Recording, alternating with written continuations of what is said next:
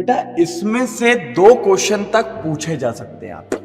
मतलब इसके अंदर अपन पूरा purification, quantitative and qualitative analysis पूरा कंप्लीट कर लेंगे। ठीक है, 30 से 40 मिनट का वीडियो है, मजा आएगा आपको। मैं आपको कह रहा हूं ना बेटा, ये वो चीज है कि आप एक बार बस देख लो, आपका काम बिल्कुल हो जाएगा, कोई दिक्कत की बात नहीं। ठीक है बेटा, बिल्कुल। तो बस इसको ध्यान से देखना, हर रिएक्शन को लिखते चलना, कहीं कोई प्रॉब्लम नहीं है बेटा। सिर्फ एक दिन बचा हुआ है, फोड़ के रख देंगे। ठीक है, हमने क्या कहा था, लास्ट में, मतलब इसके बाद अपन को आगे नहीं देखना, इसी में करना है जो करना है। ठीक है, चलो रेडी हो जाओ। सबसे पहले अगर मैं बात करूं, बेटा ध्यान से सुनना, सब्लिमेशन। सब्लिमेशन के बारे में आप सब जानते हो, है ना। पहले क्रिस्टलाइजेशन। अब क्रिस्टलाइजेशन में क्या होता है, बेस्ड ऑफ सॉल्युबिलिटी। अगर मान लो आपको जिसको मतलब कि प्यूरिफाई करना है और उसके साथ आपकी इंप्योरिटीज होगी, इन दोनों को ऐसे सॉल्वेंट में डालिए जिनकी सॉल्युबिलिटी अलग हो। या तो आपका जो जिसको आपको अलग ही प्यूरिफाई करना है, या तो वो सॉल्युबल हो जाए या तो इंप्योरिटीज सॉल्युबल हो जाए। ये यहां पर होता है, देखिए, difference in the solubility of the compound then the compound and the impurities in a soluble solvent. मतलब उनकी सॉल्युबिलिटी में फर्क होगा। ये इसका प्रिंसिपल है बेटा, प्रिंसिपल याद रखना है बेटा, प्रिंसिपल याद रखना है। अगर प्रिंसिपल याद नहीं रखोगे फंस जाओगे। प्रिंसिपल याद रखना है, बिल्कुल बहुत जरूरी है। ठीक है, और प्यूरिफिकेशन ऑफ शुगर के लिए काम में आता है, प्यूरिफिकेशन ऑफ पोटैश एलम के लिए काम में आता है। बेटा डायरेक्ट क्वेश्चन है एक, यहां से डायरेक्ट, एक डायरेक्ट क्वेश्चन है यहां से, और अभी मैं आपसे पूछूंगा और सारे मैं आपसे करवाऊंगा पीवाईक्यूज। अगर किसी ने नहीं बताए फिर सोच लेना बेटा। ठीक है, सब्लिमेशन के बारे में तो आप जानते ही हो। सब्लिमेशन क्या होता है, विदाउट कन्वर्ट होना, लिक्विड में सीधे उड़ जाना, उसको अपन सब्लिमेशन कहते हैं। यही होता है क्या नहीं, देखिए, विदाउट अंडरगोइंग लिक्विड स्टेट में वो क्या हो जाता है, वेपर्स में चला जाता है। इसी फिनोमेना को यूज करते हैं, किसके लिए होता है, प्यूरिफिकेशन ऑफ आयोडीन, क्योंकि वो भी वेपर्स में कन्वर्ट हो जाता है। कैम्फर, नैप्थलीन, ये सब के लिए अपन यूज करते हैं। किसको बेटा, सब्लिमेशन को। किसको बेटा, सब्लिमेशन को। नेक्स्ट आता है बेटा डिस्टिलेशन। अच्छा, डिस्टिलेशन किसके लिए यूज होता है, जिनके बॉइलिंग पॉइंट्स में अलग अलग हो, डिफरेंट बॉइलिंग पॉइंट सब्सटेंस के लिए, जिनका बॉइलिंग पॉइंट अलग अलग होता है। अरे मैंने आपको बताया नहीं था, वो ऐसा करके कई बार बताया, ऐसे ऐसे आपके स्कूल में भी रहा होगा। हाँ, आप थोड़ा सा ड्राइंग गंदी बनी है, लेकिन फिर भी देख लो, इस तरीके का रहता है। इस तरीके का रहता है कि नहीं रहता है, बिल्कुल सर। ये जो होता है वो होता है हमारा डिस्टिलेशन। इसमें हमारी सबसे इंपॉर्टेंट चीज होती है बेटा कि डिस्टिलेशन के अंदर जो प्रिंसिपल होता है ना, मतलब जो भी आप कंपोनेंट ले रहे हो उनका बॉइलिंग पॉइंट अलग होना चाहिए। ठीक है, क्या अलग होना चाहिए, बॉइलिंग पॉइंट अलग होना चाहिए। 4 तरीके के होते हैं, simple distillation, fractional distillation, vacuum distillation और स्टीम डिस्टिलेशन। बेटा ये 4 डिस्टिलेशन आपको पता होना चाहिए। ये 4 डिस्टिलेशन आपको पता होना चाहिए। इतना क्लियर हुआ कि नहीं, पहले बताओ। ओ, किसकी लव स्टोरी चल रही है, किसकी लव स्टोरी चल रही है ये, हाँ क्या चल रहा है भाई, क्या करने में लगे हो तुम लोग।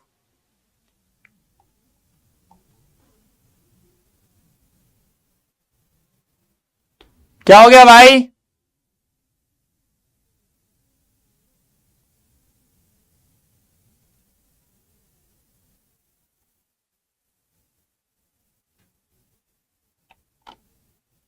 क्या चल क्या रहा है भाई साहब। ठीक है, क्या चल क्या रहा है, मेरे को समझ में ही नहीं आ रहा है। चलो क्लियर सर, ठीक है ठीक है ठीक है। अच्छा तुमको भी नहीं पता तो बेटा इधर फोकस कर लो, आ जाओ चुपचाप। क्या खुल गया, क्या खुल गया, ठीक है। चलो अब आ जाते हैं सिंपल डिस्टिलेशन। बेटा पहले इधर पे फोकस कर लो थोड़ा सा ना, बस 15-20 मिनट और है। ठीक है बेटा, सिंपल डिस्टिलेशन। सिंपल डिस्टिलेशन में आपके जो भी लिक्विड्स होंगे ना, मतलब मान लो आपके पास लिक्विड ए है और लिक्विड बी है, इनके बीच में 20 डिग्री सेंटीग्रेड का डिफरेंस होना चाहिए, मोर देन 20 डिग्री। बेटा इधर सुनो, कम से कम 20 डिग्री सेंटीग्रेड का डिफरेंस होना चाहिए दोनों में, लिक्विड ए और लिक्विड बी में। ठीक है, तब ही आप लगा पाओगे क्या, सिंपल डिस्टिलेशन। एग्जाम्पल देखो, क्लोरोफॉर्म कितना है, 334 केल्विन। एनिलीन कितना है? 457, मतलब 100 केल्विन, मतलब 100 डिग्री से ऊपर का डिफरेंस है। मतलब 20 से ज्यादा होगा तभी सिंपल डिस्टिलेशन लगेगा, नहीं तो नहीं लगेगा भाई, नहीं तो नहीं लगेगा भैया। बात खत्म। क्लियर है कि नहीं? अगर कभी आपसे पूछ ले सिंपल डिस्टिलेशन कहां लगेगा, तो आप लोग क्या आंसर देंगे? सर मिनिमम 20 डिग्री सेंटीग्रेड से बॉइलिंग पॉइंट का डिफरेंस होना चाहिए। बोलो याद है कि नहीं? जल्दी बोलो, क्लियर है कि नहीं यहां तक? पक्का? चल अब बेटा फ्रैक्शनल डिस्टिलेशन, इसमें स्मॉल चल जाएगा। फ्रैक्शनल डिस्टिलेशन कहां लगता है? जहां पर 20 डिग्री से कम है। सर लेस देन 20 डिग्री चल जाएगा, ये थोड़ा एडवांस है। लेस देन 20 डिग्री सेंटीग्रेड, क्या बेटा? लेस देन 20 डिग्री सेंटीग्रेड यहां चल जाएगा अपना, ठीक है। ऊपर वाले में कितना चाहिए? मोर देन, और यहां पर लेस देन चल जाएगा, ठीक है। कोई दिक्कत तो नहीं यहां तक? ठीक है भैया, याद रखो सिंपल डिस्टिलेशन में मोर देन 20 डिग्री, फ्रैक्शन में लेस देन 20 डिग्री, ठीक है बेटा। वैष्णवी जी बढ़िया, याद है सर, याद है, याद रहेगा, ठीक है। अब आ जाओ वैक्यूम डिस्टिलेशन, ये हायर टेम्परेचर के लिए होता है, हाँ, जिसका हायर बॉइलिंग पॉइंट होता है, मतलब मोर देन 20 वाला ये। बस इसमें दिक्कत क्या होती है पता है आपको? ये मोर देन 20 डिग्री वाला ही है, पता है। बस दिक्कत ये होती है कि जब इसको हम बॉईल करते हैं तो ये अपने बॉइलिंग पॉइंट तक जाने से पहले ही डिकम्पोज हो जाता है, हाँ, ये याद रखना। बस इसमें वैक्यूम डिस्टिलेशन में हम उनको लेंगे जिनके बॉइलिंग पॉइंट बहुत ज्यादा होते हैं, 20 डिग्री से ज्यादा का डिफरेंस होगा, लेकिन ये अपने बॉइलिंग पॉइंट तक पहुंचते पहुंचते ही दम तोड़ देते कि यार हम नहीं खेल पाएंगे सर, हमारा तो काम हो गया। मैंने कहा ठीक है भैया, जाओ घर, हमें क्या करना। ये होता है। नेक्स्ट आता है स्टीम डिस्टिलेशन। सर इसका एग्जांपल तो आपको 12th में मिल गया था भैया, जो स्टीम वॉलेटाइल होंगे, जो क्या होंगे? Steam volatile. किस किस को याद है? ऑर्थोनाइट्रोफिनॉल और पैरानाइट्रोफिनॉल। किस किस को याद है? ऑर्थोनाइट्रोफिनॉल और पैरानाइट्रोफिनॉल। ऑर्थोनाइट्रोफिनॉल और पैरानाइट्रोफिनॉल किस किस को याद है? जल्दी बताओ, पहले जल्दी बोलो। ऑर्थोनाइट्रोफिनॉल और पैरानाइट्रोफिनॉल किस किस को याद है? बेटा उसके अंदर यूज होता है कौन सा? स्टीम डिस्टिलेशन, क्योंकि वो स्टीम वॉलेटाइल होते हैं। बता, कंडीशन याद रखो बेटा, स्टीम वॉलेटाइल, उड़ने चाहिए, और दूसरा इमिसिबल इन वाटर, पानी में मिसिबल नहीं होने चाहिए, इमिसिबल इन वाटर। कैसा बेटा? इमिसिबल इन वाटर, ठीक है बेटा, डन। चलो अच्छा, डिफरेंशियल एक्सट्रैक्शन प्रिंसिपल, अब इसमें क्या होता है जरा समझना। चलो मैं समझाता हूं इसको, एक एग्जांपल से समझाऊंगा, बहुत बढ़िया बेटा। अब थोड़ा फोकस कर लेना, हाँ। अब बेटा हो गया बहुत ज्यादा ना, बहुत ज्यादा हो गया बेटा, इधर पे जाओ। डिफरेंशियल एक्सट्रैक्शन प्रिंसिपल में क्या होता है? लेट सपोज मैं आपको समझाता हूं। आपके पास दो लोग हैं, फिनॉल और बेंजोइक एसिड। क्या होता है? फिनॉल और बेंजोइक एसिड, ये दो लोगों का आपके पास क्या है? कंपोनेंट, वो है, मतलब कि कॉम्बिनेशन है आपके पास पड़ा हुआ है, ठीक है। अब बेटा अगर 2 मिनट में सब लोग चुप नहीं हुए और अगर यहां फोकस नहीं हुआ तो सोच लेना, सिर्फ 2 मिनट बोल रहा हूं मैं आप लोग को। 2 मिनट में अगर आप लोग का यहां पर फोकस नहीं हुआ तो समरीन इधर पे फोकस बेटा, पूजा जी फोकस इधर पे, सब लोग थोड़ा फोकस करेंगे बोर्ड पे पहले, क्योंकि अब इंपॉर्टेंट चीजें चालू हो रही हैं। जल्दी जल्दी जल्दी,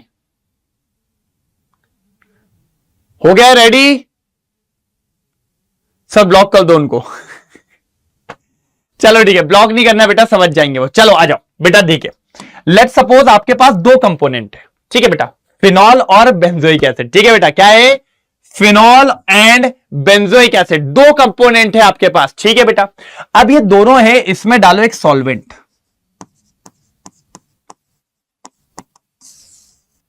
इसमें डालो एक सॉल्वेंट। हमने कहा अच्छी बात है, डाल दो सॉल्वेंट, कोई दिक्कत नहीं मेरे को।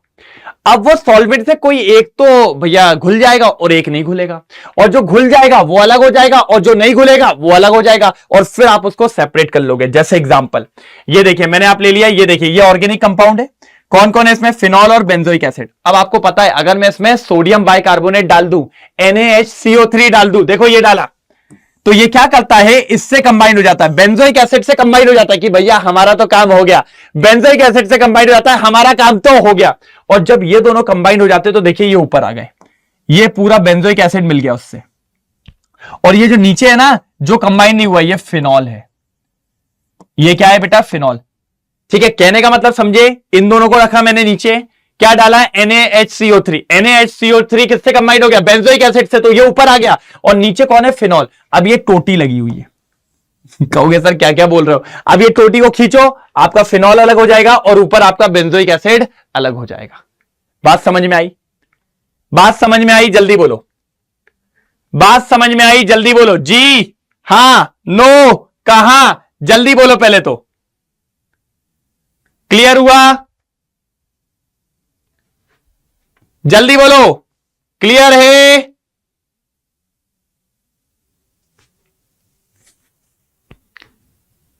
ठीक है, चलो ओके डन, ठीक है। ये देखो भैया, इन दोनों को NaHCO3 में डाला, इसने रिएक्शन नहीं दी, इसने दे दी, इसलिए ये ऊपर हो गया था। फिर टोटी हटा के इसको अपन ने अलग कर लिया। कहोगे सर टोटी बोल रहे हो आप भी यार, कैसी बात कर रहे हो। ठीक है, चलो बेटा क्रोमेटोग्राफी में बात करते हैं।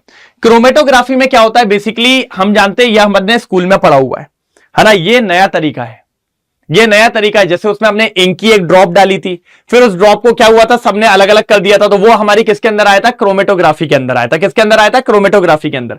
मैं बताता हूं आपको क्रोमेटोग्राफी, इधर आ जाओ फटाफट, जल्दी आओ। ये सबसे इंपॉर्टेंट है, पार्टीशन क्रोमेटोग्राफी, या इसी को कहते हैं बेटा पेपर क्रोमेटोग्राफी। ये आपके स्कूल में भी हुई थी, पेपर क्रोमेटोग्राफी या फिर पार्टीशन क्रोमेटोग्राफी करवाया था आपके स्कूल में।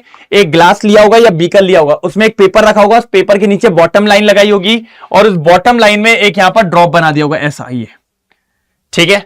फिर उसको छोड़ दिया होगा, तो उसको छोड़ने के बाद ये धीरे धीरे ऊपर की तरफ चढ़ा होगा, ऐसे। किस किस को याद है, ऐसे ऐसे ऐसे चला था कि नहीं चला था, पहले बताओ, यस और नो। स्कूल के अंदर ऐसा हुआ था कि नहीं हुआ था, कौन कौन बोलेगा, जल्दी जल्दी जल्दी। इस तरीके का हुआ था कि नहीं हुआ था, इसी को अपन कहते हैं बेटा क्रोमेटोग्राफी, इसी को अपन कहते हैं क्रोमेटोग्राफी। बोलो जल्दी। फिल्टर पेपर पे करवा दिया था आप लोग को, है ना। वैसे तो क्रोमेटोग्राफी पेपर अलग होता है, लेकिन कुछ नहीं तो बेटा ले आ फिल्टर पेपर ले आ, उसी पे लगा के कर देते हैं अपन, और इस तरीके से ऊपर चले आता है। अच्छा, ये इस पे किस पे काम करता है, डिग्री ऑफ एड्सॉर्प्शन पे। जिसकी डिग्री ऑफ एड्सॉर्प्शन कम होगी या जिसकी डिग्री ऑफ एड्सॉर्प्शन अलग अलग होगी, वो उस हिसाब से अपने अपने अलग होते हुए चले जाएंगे। हाँ सर किया था, इसीलिए मैंने आपको बोल दिया ये बहुत इजी है और कोई दिक्कत की बात इसमें आती नहीं। चलो भाई, अब आएंगे क्वांटिटेटिव एनालिसिस। चलो भैया, क्या आएगा, क्वांटिटेटिव एनालिसिस। ठीक है, अब हमें अगर कभी ऑर्गेनिक कंपाउंड दे दे और बोलेगा बेटा पता करो इसके अंदर क्या क्या है, तो कैसे करोगे। अगर मान लो आपके कंपाउंड में कार्बन या हाइड्रोजन है, आपके कंपाउंड में कार्बन या हाइड्रोजन है, उसकी रिएक्शन करवाओ कॉपर ऑक्साइड के साथ। किसके साथ बेटा, कॉपर ऑक्साइड। तो पता क्या बनेगा, CO2 और H2। अब सर हमें कैसे पता वहां CO2 बना है, मैंने कहा CO2 को आप करवा दो कैल्शियम हाइड्रोक्साइड से रिएक्ट, आपका हो जाएगा मिल्की मिल्की। क्या हो जाएगा बेटा, मिल्की मिल्की, ये मिल्कीनेस आ जाएगी, तो यहां से कंफर्म हो जाएगा वहां पर CO2 है। लेकिन अगर पानी बना है तो ये कैसे पता चलेगा, सर पानी है, आप उसको एनहाइड्रस कॉपर सल्फेट में डाल दो जो व्हाइट कलर का होता है। जैसे इसमें पानी डालोगे तो ये कौन सा कलर पकड़ लेगा, ब्लू कलर। कौन सा कलर पकड़ लेगा, ब्लू कलर। तो यहां से आपको पता चल जाएगा कि उस कंपाउंड में कौन है, कार्बन और हाइड्रोजन है। कौन है बेटा, कार्बन और हाइड्रोजन। जल्दी बोलो क्लियर है, जल्दी बोलो क्लियर है। कभी भी आपसे पूछे कैसे एस्टिमेट करोगे, तो आप कहना कॉपर ऑक्साइड के साथ मिलाओ और इस तरीके से देख लो। बोलो यस और नो, जल्दी बोलो यस और नो।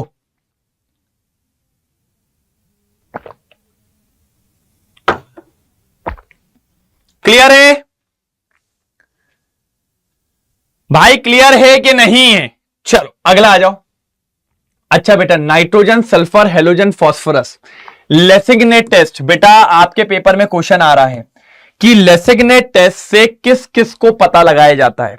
तो बेटा हमारी एक दोस्त थी, हमने पहले ही बताया था आपको, पिंकी जी, है ना। तो पिंकी सीधे निकली हॉलीडे पे, याद रख लोगे। पिंकी सीधे निकली हॉलीडे पे, ठीक है। तो पिंकी का मतलब हो गया फॉस्फोरस, सीधे का मतलब हो गया एस सल्फर, निकली का एन का मतलब हो गया नाइट्रोजन, और हॉलीडे पे एच का मतलब हो गया हेलोजन। क्या हो गया बेटा? हेलोजन। तो पिंकी सीधे निकली हॉलीडे पे, दैट मींस लेसिग्ने टेस्ट 4 लोगों का डिटेक्शन बताता है। कौन कौन बेटा? याद रखो, पिंकी, सल्फर, नाइट्रोजन और हेलोजन। बोलो यस और नो, बोलो यस और नो। किस किस को क्लियर है? PSNH, ठीक है ठीक है ठीक है। अब पता क्या करते हैं, किसी ना किसी ऑर्गेनिक कंपाउंड में तो होगा, पहले उसका लेसिग्ने एक्सट्रैक्ट बनाते हैं। सर ये क्या है, ये क्या कर रहे हो? सर ऑर्गेनिक कंपाउंड है तो कोवलेंट बॉन्डिंग होगी, उसको सोडियम के साथ मिलाओ। ए मिला रे, खिचड़ी बना, जल्दी मिला सोडियम के साथ, मिला सोडियम के साथ, ठीक है भैया। अब सोडियम के साथ मिला के क्या होगा? ठीक है, सोडियम के साथ मिला के क्या होगा बेटा? वो आयनिक कंपाउंड में कन्वर्ट हो जाएगा, और हम जानते हैं आयनिक कंपाउंड की रिएक्टिविटी ज्यादा होती है। सर जी अपन जानते हैं आयनिक बॉन्ड, तो हमें बेसिकली उसको काय में मिलाना है? सोडियम में। तो देखिए सोडियम में मिलाया, अगर वहां नाइट्रोजन हुआ, थोड़ा कार्बन भी होता है तो लेसिग्ने बना लेगा NaCN, बेटा इससे करवाएंगे अपन। फिर देखिए अगर वहां पर सल्फर हुआ, सोडियम से मिलाया, क्या बन गया? NaS, Na2S, ठीक है। और क्या है? ठीक है, सोडियम को हेलोजन के साथ मिलाया तो आप जानते हो NaX, NaCl, NaBr, Nag, ये सब बन जाएगा। अब सोडियम को फास्फोरस के साथ मिलाया, क्या बना लिया? Sodium phosphate. तो यही होते हैं लेसिग्ने जिससे हम टेस्ट लगाएंगे। अच्छा, कोई आपसे पूछे कि सोडियम के साथ क्यों मिलाया, तो आपको रीजन पता है? हमें इसको आयनिक कंपाउंड में कन्वर्ट करना है कि इसकी रिएक्टिविटी को बढ़ा लिया जाए। इसकी रिएक्टिविटी को क्या कर लिया जाए बेटा? बढ़ा लिया जाए। क्या कर लिया जाए बेटा? बढ़ा लिया जाए। पहले बताओ यस और नो, यस और no.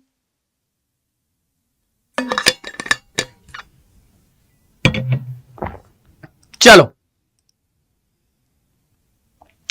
Clear sir? Yes sir, yes sir, yes sir. बढ़ा लिया जाए, बढ़ा लिया जाए, बढ़ा लिया जाए। एक बार बेटा फायर वाली इमोजी हो जाए। चलो डन। अब देखो अगर आपका नाइट्रोजन का टेस्ट लगाएं तो नाइट्रोजन में आपने क्या बनाया? NaCN, यही बनाया बेटा। इसके साथ रिएक्शन करवाओ FeSO4, और ये फ्रेशली प्रिपेयर्ड होना चाहिए, +2 वाला। कैसा होना चाहिए? फ्रेशली, अभी ताजा ताजा, ठीक है, ताजा बना के ले आओ। ए भाई ताजा ले आना तभी मजा आएगा, ठीक है, ताजा ताजा। तो इससे जैसी कराओगे ये कंपाउंड बनेगा Na4 FeCN6। अच्छा, अंदर Fe की वैलेंसी कितनी है? +2, क्योंकि आपने +2 वाले से कराया था, ठीक है। अब इसकी रिएक्शन फिर से किससे? +3 वाले से। ये देखो बेटा फेरिक सल्फेट है, और ये बनाता है बेटा ब्लू कलर का सॉल्यूशन, इसको कहते हैं प्रूशियन ब्लू। ये आपने लैब में सुना होगा, क्या बनाता है? Prussian blue. और ये जो प्रूशियन ब्लू आ गया, दैट मींस वहां पर नाइट्रोजन है। पहले तो वो एक्सट्रैक्ट को लेके आया, नाइट्रोजन का क्या है? NaCN। किससे कराया? आयरन से, आयरन सल्फेट। क्या बना? ये फिर से कराया आयरन सल्फेट, लेकिन एक प्लस वैलेंसी वाले से। क्या बन के तैयार हो गया बेटा? Persian blue colour. अगर पर्शियन ब्लू कलर आ गया, आंख बंद करके चिल्ला देना आयोरे आयोरे, नाइट्रोजन आयोरे। तो नाइट्रोजन का टेस्ट है, कौन सा कलर मिलना चाहिए? Persian blue. क्या मिलना चाहिए बेटा? Persian blue. क्लियर है? क्लियर है? चलो आगे जाओ।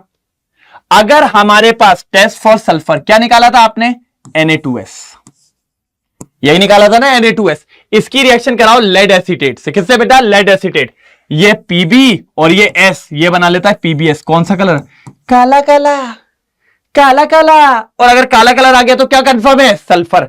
पर्शियन ब्लू आया तो क्या कंफर्म है? नाइट्रोजन। बोलो यस और नो, बोलो यस और नो, जल्दी बताओ, बोलो यस और नो। हां बेटा इसी तरीके से चलते रहना है। क्या हो गया बेटा? लैग कर गया क्या? नहीं नहीं नहीं नहीं, लैग नहीं किया। मेरे को ऐसा लग रहा था सामने बंद हो गया है, ठीक है, मेरे को ऐसा लग रहा था कि सामने बंद हो गया है, बिल्कुल ठीक है। चलो ओके। अब अगर मैं बोलूं दोनों केस में, है ना, इन बोथ केस नाइट्रोजन और सल्फर दोनों प्रेजेंट है। लो भैया गई भैंस पानी में। इस बार कौन है बेटा? नाइट्रोजन भी है और सल्फर भी है। अब क्या करेंगे सर? तो इसकी सोडियम से जब आप करवाते हो, sodium plus carbon plus nitrogen plus sulphur, तो इसका जो लेसिग्ने बनता है वो बनता है NaSCN। ये बनता है सर NaSCN, सोडियम थायोसाइनेट, ठीक है। अब ये बन गया तो इसमें पता कुछ नहीं करो, पहले इधर सुनो, इधर सुनो। हाँ, एक ने दोनों को फंसा लिया, अब क्या बोलूं भैया, दोनों आ गए, अब क्या करूं मैं? ठीक है, कोई दिक्कत की बात नहीं है। तो सोडियम थायोसाइनेट, अब सुनो इसको क्या करो, इसको बस कुछ मत करो, FeCl3 से रिएक्शन करा दो, ये बनता है FeSCN3, ये होता है ब्लड लाल कलर, अरे खूनी लाल, अरे गजब। अच्छा, यहां पर बस एक चीज याद रखना है कि आयरन यहां पर +3 होता है। अच्छा, ये नहीं बनेगा तो ये भी बन सकता है, देखो ये भी हो सकता है, क्योंकि अगर आप चेक करोगे तो ये -1 बाहर जाके +3 हो जाएगा। अगर ये नहीं बना तो ये भी हो सकता है। बेटा बस यहां पर याद क्या रखना है आपको कि ये जो यहां पर आयरन है वो किस में है? +3 में। आयरन जो है +3, अगर दोनों आ गए तो ये लसिग्ने बनेगा, FeCl3 के साथ कौन सा कलर देगा? लाल लाल खून। कैसा दे देगा बेटा? लाल लाल खून, बिल्कुल लाल लाल। ठीक है भैया, मैं तो शरीफ हूं यार, मेरी बात क्यों कर देते हो, मैं तो शरीफ हूं। चलो भैया हेलोजन के लिए आ जाओ। अब भैया हेलोजन तो सर सबसे आसान होगा, क्योंकि हम जानते हैं हेलोजन में तो ये होगा, या तो NaCl आएगा, या तो NaBr आएगा, या तो NaI आएगा। उसको कुछ मत करो, AgNO3 से कराओ, बस NaCl को किससे कराओ? AgNO3 से। क्या बना लेगा? AgCl। AgCl, और ये तो पूरा का पूरा नीचे व्हाइट PPT बना लेता है। क्या बना लेता है? White PPT। लेकिन ये अमोनिकल सॉल्यूशन में सॉल्युबल हो जाता है बेटा, टॉलेंस रिएजेंट। लो भैया, टॉलेंस रिएजेंट याद है, ये बन गया टॉलेंस रिएजेंट, याद है? हाँ सर याद होगा ना, कैसे भूल जाएंगे हम। टॉलेंस रिएजेंट ये सॉल्युबल होता है। AgCl जो है व्हाइट PPT बना लिया, अमोनिकल सॉल्यूशन में क्या हो जाएगा? सॉल्युबल। याद है टॉलेंस रिएजेंट बाबू? तो अगर टॉलेंस रिएजेंट मिल रहा है तो वहां पर कौन कंफर्म हो गया? क्लोरीन। मतलब वहां पर जो हेलोजन है वो कौन है? क्लोरीन है। अच्छा, अगर Br होता तो क्या बना लेता? AgBr। कौन सा कलर है? Yellowish PPT। Sir partially soluble. अच्छा, पार्शली सॉल्युबल का मतलब सर पूरा नहीं घुलेगा। नहीं सर, पूरा नहीं घुलेगा, कुछ भी कर लो सर, सर पूरा नहीं घुलेगा। अरे मोटिवेशनल वर्ड कैसे भूलेंगे भाई, किसी को नहीं भूलते। पार्शली सॉल्युबल रहेगा ये, ठीक है। लास्ट वाला आई के साथ AgI, सर ये तो इनसॉल्युबल है। तो बेटा याद रख लो, अगर AgCl था पूरा सॉल्युबल था अमोनिकल सॉल्यूशन में, AgBr है पार्शली सॉल्युबल है और येलो कलर है, और AgI ये भी येलो कलर है लेकिन बिल्कुल नहीं खुलेगा। तो ये तीनों से आप पता लगा सकते हो। ठीक है बेटा, ठीक है बेटा। लास्ट लास्ट लास्ट बेटा, लास्ट फॉर फॉस्फोरस क्या था? Na3PO4 था ना बेटा, इसको याद रखना, अमोनियम मोलिब्डेट के साथ करवाते हैं। तो यहां पर ये जो कंपाउंड बनता है ना, कैनरी येलो कलर का बनता है। अब आधे लोग बोलेंगे सर ये क्या है, मैंने कहा बस याद रखो, अगर कैनरी येलो कलर आ गया तो वहां पर फॉस्फोरस अवेलेबल है, वहां पर फॉस्फोरस अवेलेबल है।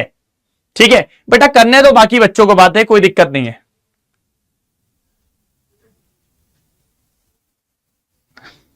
ठीक है ठीक है ठीक है, कोई दिक्कत नहीं बेटा, चलने दो। अगर कैनरी येलो कलर आ गया तो यहां पर कंफर्म हो जाना कौन अवेलेबल है बेटा? फॉस्फोरस। ठीक है सर, डन। अब आते हैं बेटा टेस्ट, क्वांटिटेटिव एनालिसिस। सर आपने पता तो लगा लिया, लेकिन अगर उनकी वैल्यू निकालने को आ जाएगी तो क्या करोगे? मैंने कहा लेट सपोज हमने कार्बन और हाइड्रोजन का एस्टिमेशन किया था, हमें वहां से CO2 मिली थी। बेटा सुनना मेरी बात, ये बहुत इंपॉर्टेंट है।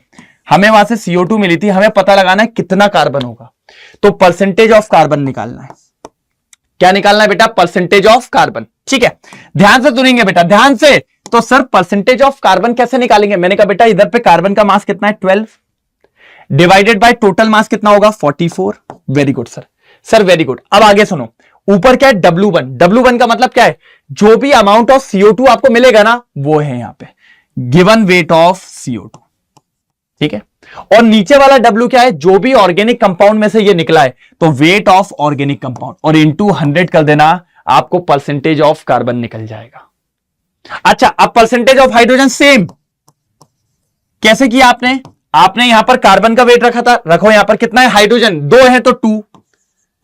आपने यहां पर CO2 का वेट रखा था, तो यहां कितना हो जाएगा? 18 इंटू W1। W1 का क्या मतलब है? सर जो भी H2O आपको मिला होगा, और नीचे W मतलब जो भी ऑर्गेनिक कंपाउंड में आपने लिया होगा H2O निकालने के लिए, और सर इंटू 100 कर दो। बेटा एक पेज लो और उसमें डायरेक्ट ये फॉर्मूले लिखते चलो।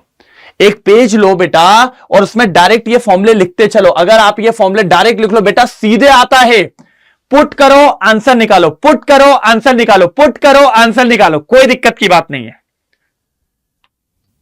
ठीक है, कोई दिक्कत, कोई सीने में जलन लिख रहे हैं बच्चे। अब देखो बेटा, एजीसीएल, एजीबीआर, ये सब परसेंटेज का खेल है। आ जाओ, परसेंटेज ऑफ सीएल निकालते हैं अपन। ठीक है, सीएल का मास रखो 35.5, नीचे टोटल मास 35.5, 108 कितना हो जाएगा 143। W1 क्या है, जो भी वेट ऑफ एजीसीएल, और W क्या है सर, वही जिससे ये निकाला उस ऑर्गेनिक कंपाउंड का वेट। इधर आ जाओ, एजीबीआर, परसेंटेज ऑफ बीआर निकालो। बीआर का मास कितना होता है 80, दोनों को प्लस करके मास हो जाएगा 188। ऊपर क्या आएगा W2। अच्छा सर W2 क्यों लिया इधर W1, मैंने कहा वो एक ही है, बस कंफ्यूज ना हो जाओ इसलिए अलग अलग ले लिया। W2 का मतलब वेट ऑफ एजीबीआर, और नीचे W जो भी कंपाउंड आपने लिया हो ऑर्गेनिक कंपाउंड का। इधर पे भी सेम भाई, कोई दिक्कत नहीं है, मतलब परसेंटेज निकालने का सेम काम है, कोई फर्क नहीं है भाई, यहां पे कोई भी फर्क यहां पे नहीं है। बताओ जल्दी, कोई दिक्कत हो तो नहीं ना? ठीक है सर, बस सल्फर का अलग होता है। सल्फर में आपने क्या बनाया था, Na2S बनाया था। ठीक है, इसकी रिएक्शन अपन करवाते हैं यहां पर बेरियम क्लोराइड से। ठीक है, और बनाते हैं बेरियम सल्फेट, और बेरियम सल्फेट से निकालने का काम करते हैं अपन। किससे काम करते हैं, बेरियम सल्फेट से। आ जाओ बेटा, ठीक है। अब बेरियम सल्फेट में सल्फर निकालेंगे, सल्फर का मास कितना आता है 32, पूरा बेरियम सल्फेट 233। W1 का मतलब क्या हो जाएगा सर, जो भी अमाउंट ऑफ बेरियम सल्फेट आप निकालोगे उसको कहते हैं, और नीचे ऑर्गेनिक जो अभी बताया, हाँ, और इंटू 100 कर देना, बात खत्म। तो यहां से आपका निकल जाएगा क्या सर, बेरियम का। अरे अभी मैं आपको क्वेश्चन भी करवा के दिखा दूंगा, टेंशन नहीं लेना, टेंशन नहीं लेना, क्वेश्चन भी करवा के दिखा दूंगा। सर फास्फोरस का इसी से निकाला था कि नहीं निकाला था, परसेंटेज ऑफ फास्फोरस, ऊपर यहां पर एक ही फास्फोरस है, उसका मास कितना होता है 31, नीचे टोटल मास भैया 1877। बेटा फॉर्मुलेस तो याद करने पड़ेंगे, फॉर्मुलेस तो याद करने पड़ेंगे। W1 क्या है, जो भी इसका मास आएगा गिवन एक्सट्रैक्ट करोगे, और W वही ऑर्गेनिक कंपाउंड इनटू 100, ये आ गया भैया आपका फास्फोरस के लिए। बिल्कुल, चलो बेटा अब एक बात याद रखना, ठीक है। अब आपको नाइट्रोजन के लिए, रुक जाओ एक मिनट, ये यहां पे गलत लिखा गया है। हाँ, आपको नाइट्रोजन के लिए थोड़ा अलग मेथड लगते हैं। दो मेथड होते हैं, एक होता है ड्यूमास मेथड और एक होता है किजाल मेथड। ठीक है, एक होता है ड्यूमास मेथड और एक होता है किजाल मेथड। बस बेटा 10 मिनट में खत्म हो रहा है, 10 मिनट में खत्म हो रहा है, कोई दिक्कत की बात नहीं है, सिर्फ 10 मिनट में खत्म हो रहा है। ठीक है, एक होता है ड्यूमास मेथड और एक होता है बेटा किजाल मेथड। चलें रेडी करें, चलो बेटा। सर ड्यूमास मेथड में क्या होता है, अब जरा सुन लो। सर आपको यहां से कौन सी गैस मिलने वाली है, देखिए सर, जो भी अमाउंट ऑफ ऑर्गेनिक कंपाउंड है आप उसको कॉपर ऑक्साइड में हीट करिए। किस में हीट करिए, कॉपर ऑक्साइड में। अब आपको वहां पर 3 चीजें मिलती हैं, CO2, H2O और N2। मिलेगी कि नहीं मिलेगी, कॉपर ऑक्साइड में आपने उसको हीट किया, 3 चीजें मिली, CO2, H2O, N2। अब वहां पर मेरे पास रखा है पोटैश एलम, क्या रखा है, या कॉस्टिक पोटैश। इसका काम होता है CO2 को सोख ले, CO2 को लेके निकल ले। ठीक है, तो CO2 गायब हो गई। अब क्या बचा, H2O और N2। अब मुझे एक बात बताओ, ये H2O और N2 जो बची, ठीक है, H2O और N2 जो बची यहां पर, ठीक है, ये मेरे को मिल गई। अब मेरे को बताओ, क्या अकेली वहां पर नाइट्रोजन है क्या, नहीं सर। क्या यहां पर आपको जो N2 मिली वो ड्राई मिलेगी कि वेट मिलेगी, सर जी आपको ये ड्राई नहीं मिलेगी, ये आपको वेट कंडीशन में मिलेगी। इसमें पानी एब्जॉर्ब रहेगा, क्या रहेगा बेटा, इसमें पानी एब्जॉर्ब रहेगा, आपको ये बात पता होनी चाहिए। ये तो गायब हो गई, लेकिन ये दोनों चीज आपको मिल रही है। तो अब बात ये आती है कि सर इसकी जो भी क्वांटिटी आएगी उसका प्रेशर नापा जाएगा। गैस का तो प्रेशर होता है ना, लेकिन वो एक्चुअल प्रेशर नहीं होगा नाइट्रोजन का। क्यों सर, क्यों नहीं होगा, क्योंकि बेटा वहां पर पानी भी है, पानी का कुछ एक्यूट टेंशन होगा, एक्वस टेंशन होगा, तो उसको माइनस करना पड़ेगा, क्योंकि अभी आप इसका जो प्रेशर निकालोगे वो दोनों का है, लेकिन मेरे को नाइट्रोजन का प्रेशर चाहिए, तो मुझे वहां से क्या करना पड़ेगा, पानी का एक्वस टेंशन हटाना पड़ेगा। ठीक है, क्या करना पड़ेगा भैया, एक्वस टेंशन हटाना पड़ेगा। तो ये फॉर्मूला यूज होगा। ये देखिए, ये जो P है ना, ये P है प्रेशर ऑफ नाइट्रोजन कलेक्टेड, और ये जो P1 है ना, ये पानी का एक्वस टेंशन है। सब मिलेगा भाई आपको, क्वेश्चन में अभी आपको समझा रहा हूं, अभी सब मिलेगा। V1 जो है ना, जो आपका वॉल्यूम है, ठीक है, और टेम्परेचर T1, देखिए वॉल्यूम V1 जो कहां पर है, टेम्परेचर T1। अब सर ये क्या है, ये मेरी एसटीपी कंडीशन जो मैं कंपेयर कर रहा हूं, मेरी कौन सी कंडीशन है बेटा, STP, standard temperature and pressure वाली कंडीशन। ठीक है, ध्यान से सुनना बेटा, P2 क्या है, मेरी स्टैंडर्ड टेम्परेचर पे क्या प्रेशर होता है, 760 mm ऑफ Hg। V2 यही तो मुझे निकालना है सर, मेरा यही मकसद है, मेरा मकसद यही है, क्या निकालना, V2। ठीक है, T2 क्या है सर जी, वो टेम्परेचर 273। बस यहां से आप V2 निकाल लो और फिर परसेंटेज ऑफ नाइट्रोजन के फॉर्मूले में आ जाना। नाइट्रोजन का मास 28, नीचे टोटल 224, जो आपने यहां से निकाला ये V, ये यहां रखाएगा, और इंटू W, W बोले तो वेट ऑफ ऑर्गेनिक कंपाउंड। बस बेटा फॉर्मूला याद कर लो, आपके 1 नंबर पक्के हो जाएंगे। वेट ऑफ ऑर्गेनिक कंपाउंड, जल्दी लिखो बेटा, ये आपका ड्यूमास मेथड है। ऐसे नहीं आएगा, क्वेश्चन के साथ आएगा।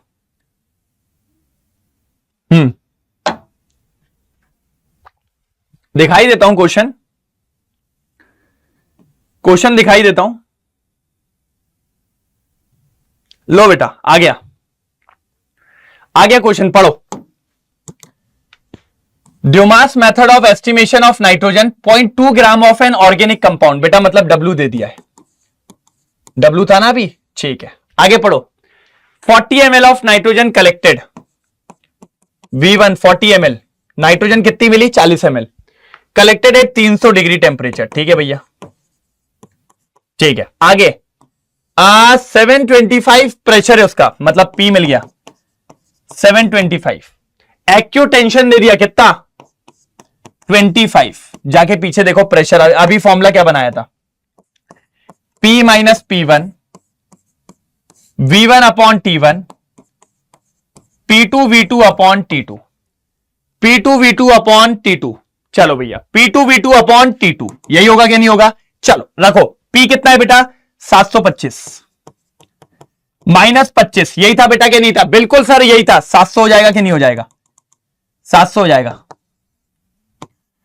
इनटू कितना आया 40, टेम्परेचर कितना है, टेम्परेचर 300। ओके अच्छा, P2 कितना होता है, अभी पीछे देखा था 760, V2 तो निकालना है, ठीक है, और T2 कितना है बेटा 273। यहां से V2 नहीं निकाल पाओगे क्या, यहां से V2 नहीं निकाल पाओगे क्या, जल्दी बोलो बेटा, यहां से V2 नहीं निकाल पाओगे क्या, जल्दी बोलो। अरे मैं कह रहा हूं बेटा पहले, अरे मैं क्वेश्चन सिखा रहा हूं कैसे करना है, V2 नहीं निकाल पाओगे क्या, ये बताओ, ये देखो, अरे मैं तो अभी आपको कहता हूं, अभी आपको जो बताया ना बस वो याद रखो। ये देखो यहां से V2 निकल लोगे आराम से, ये V2 अपना निकल के आ जाएगा, कोई दिक्कत यहां तक। चलो 1 मिनट रुक जाओ, 1 मिनट रुक जाओ, कहां था मैं एक बार दिखा देता हूं आपको। ये देखो यहां से आपको V2 निकालना है, फिर इस फॉर्मूले पे डालना है 28224 वाले में। किस में डालना है, 28224 वाले में, बस। चलो परसेंटेज ऑफ नाइट्रोजन 28/224, यहां से V2 निकालो, और नीचे आपका वो क्या लगा था भैया, ऑर्गेनिक कंपाउंड का वेट कितना था, ऑर्गेनिक कंपाउंड का वेट लिखा हुआ है 0.25। बस यहां से फाइनल आंसर निकाल देना, यहां से फाइनल आंसर निकाल देना बेटा। ये क्वेश्चन आया हुआ है, देख लीजिए नीट 2013 में,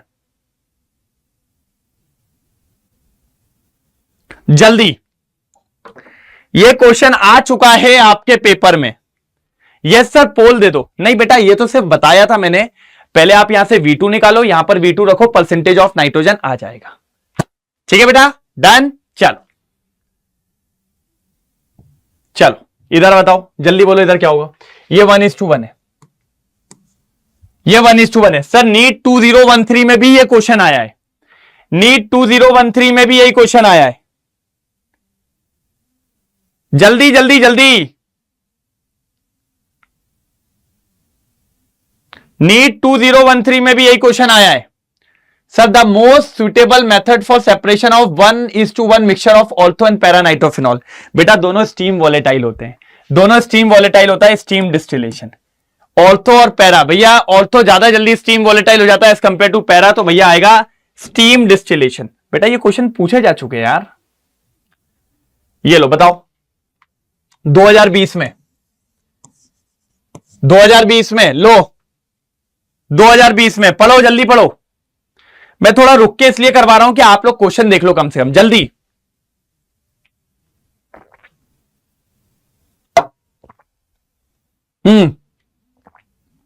अच्छा, स्टीम डिस्टिलेशन से क्या होता है? स्टीम वॉलेटाइल होना चाहिए, पहली बात। क्या होना चाहिए बेटा? स्टीम वॉलेटाइल होना चाहिए और पानी में नहीं मिलना चाहिए, नहीं तो फिर उड़ नहीं पाएगा बेटा। पानी में इमिसिबल होना चाहिए। देख लो सर जी, डी स्टीम वॉलेटाइल और immiscible with water, immiscible with water. ठीक है, यही बोला था मैंने, स्टीम वॉलेटाइल और immiscible with water. Very good बेटा, ये हुई ना बात यार, ये बहुत बढ़िया। आंसर आ रहे हैं बेटा, आंसर आते ना मुझे बहुत मजा आता है। ये लो, paper chromatography is a example of, अभी बताया था, paper chromatography is a example of. ये देखिए नीट 2020 में फिर क्वेश्चन है, paper chromatography is a example of, paper chromatography is a example of, जल्दी। डी नहीं बेटा, पार्टीशन क्रोमेटोग्राफी यार।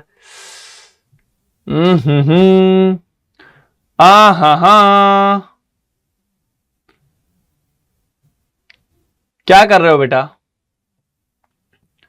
Partition chromatography, paper chromatography, partition chromatography, paper chromatography, क्या कर रहे हो बेटा? ऐसे पढ़ना है अपन को, ऐसे पढ़ना है अपन को। चलो जल्दी, अभी एक और मेथड बाकी है, क्रिजाल मेथड, 5 मिनट लगेगा। बोल ही रहा हूं बेटा, oh it means it is very important. आप लोग सुन ही नहीं रहे, आप लोग को मैं बोल रहा हूं जो पढ़ाऊंगा वो जरूरी है। देखिए नीट 2023 में भी क्वेश्चन है। क्या क्वेश्चन है सुनो, in Lassaigne extract of an organic compound both nitrogen and sulphur are present. भैया ये तो वही है ना, NaSCN वाला, ठीक है। Gives blood red colour with Fe3+ due to the formation of, क्या बनता है बेटा? Fe3+ वाला बनता है, बात खत्म। Fe3+ वाला बनता है भैया। अब इसमें 3 बताए थे आपने सर, आपने बताया था या तो SCN3 वाला होगा, या तो आपने बताया था FeSCN2 होगा और बाहर प्लस लगा होगा, या तो आपने बताया था एक ये हो सकता है SCN अंदर 1 होगा बाहर 2 प्लस लगा होगा, ये बताया था आपने। अब बता दो क्या होना चाहिए भैया? देख लीजिए, चेक करिए कौन सा है भैया। A फॉर अनारकली, बाकी सब तो गलत है। A फॉर अनारकली, बाकी सब तो गलत है भैया। देखिए फिर ये नीट 2023 में पूछा गया, नीट 2023 में पूछा गया है। चलो चलो,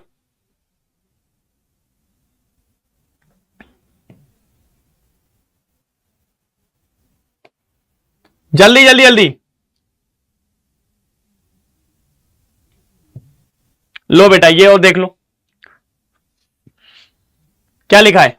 if 0.32 gram of an organic compound containing sulphur, भैया सल्फर का क्वेश्चन है। किसका क्वेश्चन है? सल्फर का। कोई दिक्कत नहीं है, बस थोड़ा सा ऊपर जाएंगे अपन, बस थोड़ा सा ऊपर, आप लोग को बताने के लिए कि क्या पूछा गया है। देखो सल्फर के लिए 2 मिनट के लिए ऊपर जाएंगे। अरे आप अभी बोलोगे सर ये तो बच्चों वाला क्वेश्चन दे दिया मेरे को। ये देखो बस, परसेंटेज ऑफ सल्फर कैसे निकालते हैं? 32/233 और ये हो जाएगा। बस आपको ये फॉर्मूला याद रखना है, ये फॉर्मूला याद है, आपका काम हो जाएगा। ये फॉर्मूला याद है, आपका काम हो जाएगा। कहां था बेटा वो क्वेश्चन? देखो अब मैं दिखाता हूं, वो क्वेश्चन आया हुआ है बेटा, आया हुआ क्वेश्चन है।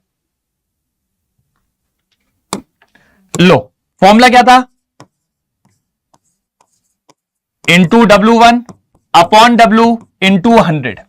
ये आपको इसलिए दिखाया कि आप लोग बोलो कि सर कुछ भी लिख दिया, वही फॉर्मूला लिख के लाया हूं, वही फॉर्मूला लिखा है, बस आप समझो क्या दिया हुआ है।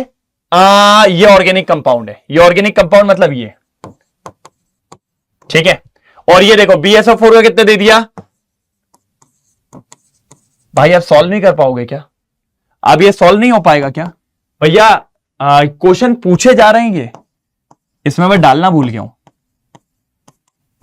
ये देखो बस भाई, ये आपसे नहीं पूछते बन रहा है क्या? ये आपसे सॉल्व नहीं होगा क्या? ये सॉल्व नहीं होगा क्या? ये बताओ।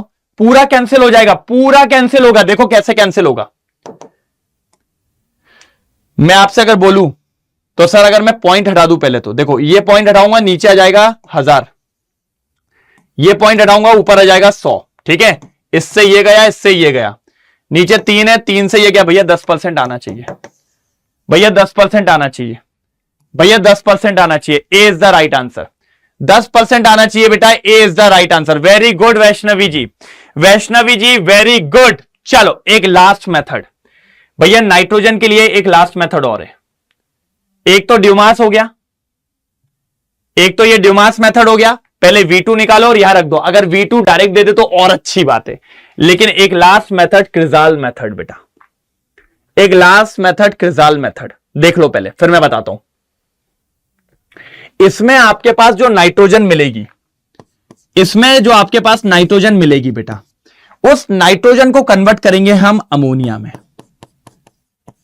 किसमें बेटा? उस नाइट्रोजन को कन्वर्ट करेंगे हम किसमें बेटा? अमोनिया में। और फिर उस अमोनिया को कन्वर्ट करेंगे अमोनियम सल्फेट में। ठीक है, किसमें कन्वर्ट करेंगे बेटा? अमोनियम सल्फेट में। बात समझ में आई? इस मेथड के अंदर नाइट्रोजन को पहले किसमें कन्वर्ट किया जाएगा? अमोनिया, और अमोनिया को काय में कन्वर्ट किया जाएगा? Ammonium sulphate. इसमें कैटलिस्ट जो होता है वो होता है कॉपर सल्फेट। अच्छा बेटा एक बात और बताना, हर नाइट्रोजन कंपाउंड इसमें कन्वर्ट नहीं हो पाता। जो अमोनियम सल्फेट में कन्वर्ट नहीं होगा भैया वो ये मेथड को देगा भी नहीं। पेपर में डायरेक्ट क्वेश्चन आता है यहां से, ये देखो, Kjeldahl method is not applicable to compound containing NO2, क्योंकि बेटा NO2 को हम अमोनियम सल्फेट में नहीं ले जा सकते बेटा। याद रखो, इसको याद रखो, बहुत जरूरी है।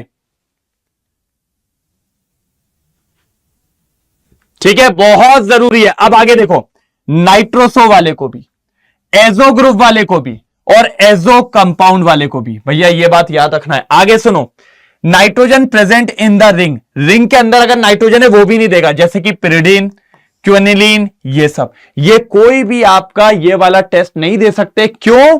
क्योंकि ये अमोनिया में कन्वर्ट और उसके बाद अमोनिया सल्फेट में कन्वर्ट नहीं हो पाएंगे। बेटा लिख लो, यहीं से क्वेश्चन आएगा, यहीं से क्वेश्चन आ रहा है पहला। मैं आपको अभी दिखाऊंगा, आया है, क्वेश्चन पूछा गया है, 2-3 क्वेश्चन पूछे गए हैं यहां से। नीट 2022 का क्वेश्चन है, देखिए बेटा, नीट 2022 का क्वेश्चन है। क्या पूछा है? The Kjeldahl method for the estimation of nitrogen can be used to estimate the amount of nitrogen in which the following compound. किससे क्रिजाल मेथड से यूज कर सकते हैं? सर ये देखिए 2 नाइट्रोजन आ गए, एजो कंपाउंड। एजो कंपाउंड नहीं दिखाता, अभी बात हुई, एजो कंपाउंड नहीं दिखाता। ठीक है, नाइट्रो वाला भी नहीं दिखाता। अगर रिंग के अंदर नाइट्रोजन आ गया तो वो भी नहीं दिखाएगा। सर कौन दिखा देगा? एनिलीन वाला दिखा देगा। यह आसानी से कन्वर्ट हो जाएगा। बेटा पूछेगा क्वेश्चन आपसे, आपसे क्वेश्चन पूछेगा, लिखवा लो, लिखवा लो। तो एक क्वेश्चन तो ये याद होना चाहिए आपको कि कौन देगा कौन नहीं देगा। ठीक है, ये बात क्लियर हुई? ये क्लियर हुआ? पहले तो बता दो, क्लियर है? क्लियर है? जल्दी चलो, क्लियर है कि नहीं पहले बता दो।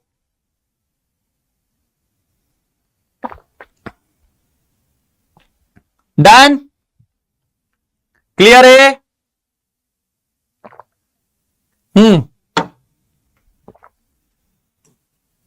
अब इसको निकालने का फॉर्मूला, सर सिर्फ फॉर्मूला याद रखो, उसके बाद कुछ भी नहीं रखना है। नाइट्रोजन को निकालने का परसेंटेज 1.4 अपॉन W। अब ये W क्या है भाई? वही ऑर्गेनिक कंपाउंड का वेट, जो भी वो कंपाउंड होगा ऑर्गेनिक कंपाउंड का वेट। ठीक है, into N into volume ml। बेटा एक बात बताओ, अमोनिया को अमोनियम सल्फेट कैसे बनाया होगा? एसिड से रिएक्शन करी होगी ना, तो ये एसिड की नॉर्मेलिटी और एसिड का वॉल्यूम है। बस ये फॉर्मूला याद रखना। अच्छा सर अगर पेपर में नॉर्मेलिटी ना देखे मोलैरिटी दे दिया तो क्या करोगे? ये लिखा हुआ है बेटा, मोलैरिटी इंटू N फैक्टर कर देना, आपका क्या आ जाएगा? नॉर्मेलिटी आ जाएगा। बस ये याद रख लो, काम हो जाएगा। इस पे भी एक क्वेश्चन दिखा रहा हूं, आया हुआ है, आया हुआ क्वेश्चन है भाई। मैं क्या बोल रहा हूं, इस पे डायरेक्ट क्वेश्चन पूछे जाते हैं, इस पे डायरेक्ट क्वेश्चन पूछे जाते हैं भाई, आपको पता होना चाहिए। अगर आपको नहीं पता होगा दिक्कत हो जाएगी। चलो देखो जरा, चलो ये देखो क्या बोल रहा है बेटा, Crizal method estimation of nitrogen present in the soil sample. देखो 2023 का क्वेश्चन है, 13 का क्वेश्चन है। अमोनिया इवॉल्व, ये लो भैया W दे दिया, ये ठीक है, हो गया, ठीक है। और क्या दिया, neutralise 10 ml of 1 molar H2SO4। भैया H2SO4 की मोलारिटी दे दी कितनी, 1, ठीक है। एन फैक्टर कितना होता है भैया, जितने H प्लस होते हैं, सर 2, 1 into 2, नॉर्मेलिटी 2 आ गई, ठीक है। सर वॉल्यूम कितना दिया हुआ है, वॉल्यूम कितना दिया हुआ है 10, तो 2 into 10, यही था ना अपना, यही था कि नहीं, चेक करके देख लो सर, चेक करके देख लो सर जी, चेक करके देख लो। मैंने कहा चेक करो, लो मैं तो आपको कहता हूं चेक करो, फॉर्मूला कुछ गलत नहीं लगा रहा हूं, जो फॉर्मूले पढ़ाए हैं ना वही लगा रहा हूं। ये देखो यही लगा हुआ है, यही लगा हुआ है, ठीक है सर। अरे यार कहां चला गया, कहां चला गया भाई, ये लो आ जाओ, बस यहां पर रखिए 1.4% ऑफ नाइट्रोजन, बस सॉल्व हो जाएगा, आंसर आ गया, सॉल्व हो जाएगा, आंसर आ गया, ठीक है, डन। ए आ गया भाई, वो आप सॉल्व कर लेना कितना आ रहा है, 2.8, 28 डिवाइडेड बाय 0.75, 28 डिवाइडेड बाय 0.75, 0.75 28, उसको 4 गुना में करेंगे तो 7 4 जा 28। बेटा बी आना चाहिए यार, बी आना चाहिए यार, बी आना चाहिए यार मेरे हिसाब से तो। 2 10, रुको ना, ये हो जाएगा, ये 14 14 2 जा 28, ये 100 हो गया, ये 3, ये 4, ठीक है। अब जरा 3/4 कितना होता है, यही होगा ना, 4/3, ठीक है। हाँ तो ये हो जाएगा 28 इंटू 1.25, तो 28 प्लस मेरे हिसाब से 2 का 7, 35 होना चाहिए बेटा, 35 होना चाहिए यार। बेटा क्या कर रहे हो, डी होगा सर, अच्छा डी होगा क्या, देख लेना बेटा यार, मेरे हिसाब से तो बेटा नहीं यार, बी होना चाहिए, बी होना चाहिए यार मेरे हिसाब से तो। 7 4 का कितना होता है, 7 1 7 3 जा 7 4 जा 28, हाँ भाई बी होना चाहिए ना यार। अरे यार कंफ्यूज कर रहे हो तुम लोग यार, रुको रुको रुको रुको रुको, अपन कैलकुलेटर चला लेते हैं, सर हो क्या रहा है। 1.4 into 2, into 2 into 10 divided by 0.75, हाँ भाई 37.3 आ रहा है, सॉरी सॉरी सॉरी अरे यार ये कैसे हो रहा है, 7 4 जा 28, तो 0.25, 4 गुना हो रहा है ना यार। चलो ठीक है, कुछ होगा भाई भाई भाई, वही आ रहा है, वही आ रहा है, good good good good good good good. नहीं प्रिया जी ए नहीं आएगा बेटा, डी आएगा, डी आ रहा है, बिल्कुल डी आ रहा है। रुको मैं चेक कर लेता हूं बेटा, कर लिया मैंने, कोई दिक्कत नहीं बेटा। यहां पर आपका ये पूरा होता है समाप्त,